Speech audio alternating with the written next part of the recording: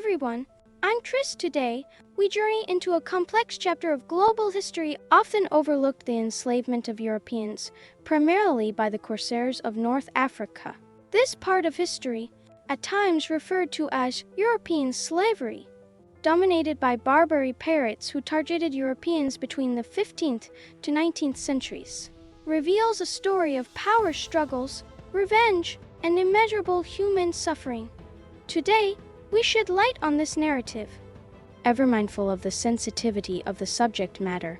Please note, the content ahead contains descriptions of violence and trauma. While the term slavery often conjures images associated with the transatlantic slave trade involving Africa, Europe, and the Americas, it's crucial to acknowledge that the institution of slavery transcends specific races and times. In this video, we will explore the lesser-known period of European enslavement at the hands of primarily North African pirates, peaking in the late medieval to early modern period. Throughout these centuries, pirates primarily from the Barbary coast targeted European ships and coastal towns, subjecting their captives to extreme hardship. An estimated 1.2 million individuals were ensnared in this trade over a span of 300 years, driven in part by territorial disputes and religious conflicts. If you find this video interesting, please support us by hitting the like button. Now, let's get started. The genesis of European slavery was traced back to the events that unfolded in the Iberian Peninsula in 711. Until that year, a Christian nation existed on the westernmost edge of Europe. However, the sudden onslaught of Islamic forces marked the beginning of a centuries-long conflict between the newly established Islamic powers and the Christian forces seeking to reclaim their territory. It wasn't until 1492 that the Christians successfully regained control of the entire peninsula. Some of the Muslims who were driven from the Iberian Peninsula took refuge in North Africa and used it as a base from which to prepare for revenge against the European nation. Thus, the era of piracy was born in North Africa. These pirates targeted European ships and coastal towns, capturing Europeans and transporting them to North African cities. The arduous voyage alone claimed many lives due to disease and malnutrition. Those who survived arrived in North Africa only to be subjected to a living nightmare. Upon arrival, captured Europeans were paraded through the streets, their feet weighed down by large iron weights, while enduring severe abuse from the locals. They were then crammed into underground prisons, teeming with lice and cockroaches, with barely enough space to lie down. At slave auctions, individuals with attractive appearances and strong physiques fetched the highest prices. Interestingly, even good teeth increased a person's value, indicating good nutrition, which was equated with physical fitness. Compared to the transatlantic slave trade, the European slavery placed significant importance on the family background of the enslaved individuals. Those with wealthy families could expect higher ransoms for their emancipation. Thus, Europeans found themselves living under the rule of slave owners. In North Africa and the Middle East, men were forced into strenuous physical labor, while women endured domestic chores and sexual exploitation. Complex circumstances in Europe and North Africa contributed to the pirates' growing power. The Ottoman Empire, a formidable Muslim state that spanned what is now Turkey, played a crucial role in the pirates' prosperity. The empire's influence extended to North Africa, providing steadfast support to the pirates.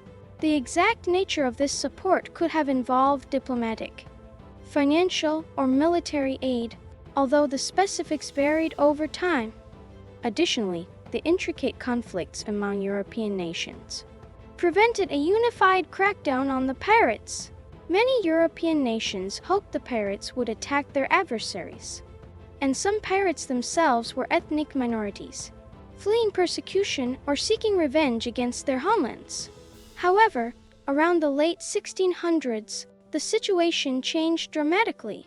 European nations, weary of attacks on their own territories, sought peace treaties with the pirates.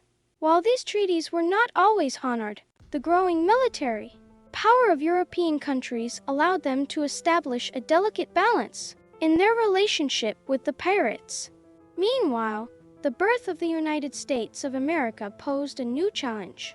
As American ships started engaging in international trade without the protection of the British Navy. Following the Declaration of Independence in 1776, they became a lucrative opportunity for the pirates. Initially, the United States chose to pay tribute to the pirates to minimize damage.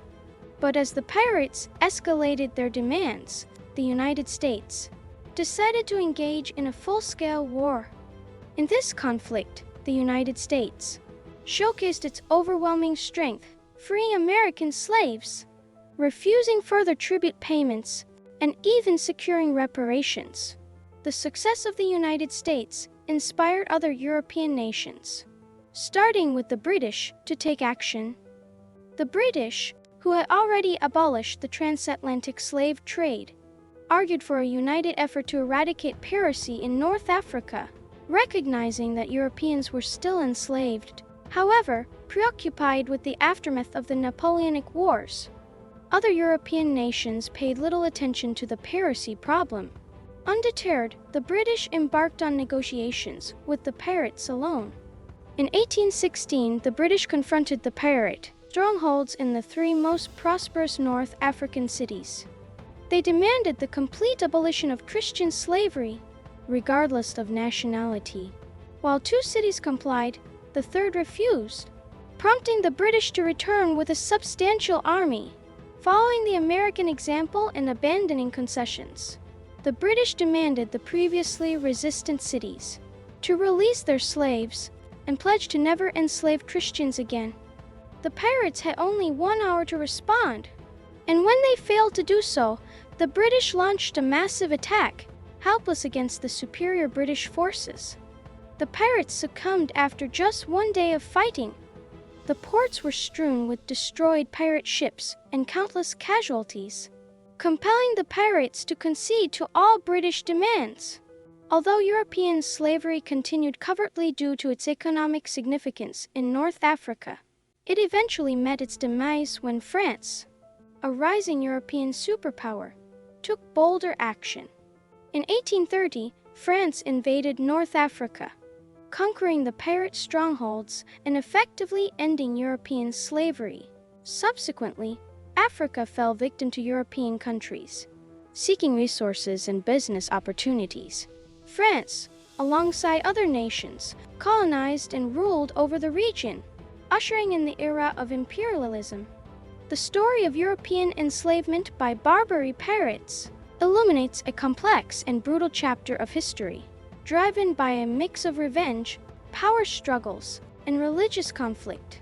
These pirates captured and enslaved Europeans, subjecting them to indescribable suffering. The eventual downfall of this trade was marked by the victories of the United States and European powers, followed by a dramatic shift in the dynamics of global power. As we reflect on this historical narrative, let's remember the immense suffering endured by those ensnared in this trade, and strive to learn from history to prevent the recurrence of such atrocities. We welcome your thoughts on this subject matter. Please share your comments below. And if you haven't already done so, please like this video and subscribe to our channel for more insightful content. Thank you for watching. Take care and see you in the next video. Goodbye.